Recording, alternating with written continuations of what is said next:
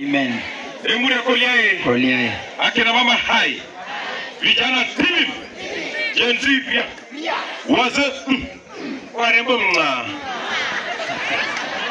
Wale wanijui mimi ndio bado naitwa Mr. WWW. Kiboko ya wakora, wajanja, wezi na ofisani wanakula mali ya Busia fua bila plan. Kwanza kabisa nimekuja hapa kusema pole kwa familia hii ya mzee. Wacha Mungu aiweke roho yake mahali pema penye wema. Ipo siku tutakutana yeye. Ya pili, watu yangu, nimekuja hapa na nimesikia watu wakiongea mambo ya county. County government of Busia hiyo ilishaoza. Iko kwa ICU. Anytime daktari anasema mkuje kupeleke mtieni mochari na nakuja kuzika 2027. Alimonongo asise. Otuoma alikuwa anakuja hapa Teso 3 occasions. Occasion number 1, Ebu the president. Occasion number 2, Edward Nologa Polon. Occasion number 3, Ebu the Mormon. Lakini kwa siku tuliambia, ukiona mtu anapenda baba yako na pendi wewe, hiyo mtu ni sumu kwa baba yako.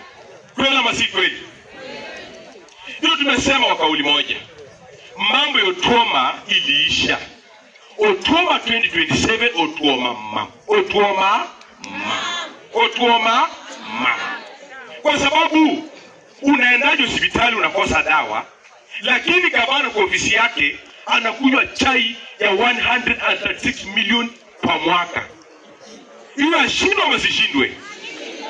Ya mwisho hati yangu, hii nataka kuisema vizuri tena proper. Tumekuwa na uchuzi na uchaguzi ya polisi hapa. Kweli ama si kweli? Kila constituency itakana wachague watoto 34. 34. Mimi leo hii nataka niulize mzazi yeyote hapa, mwenye mtoto wake alichaguliwa inue mkono. Hakuna hata mmoja.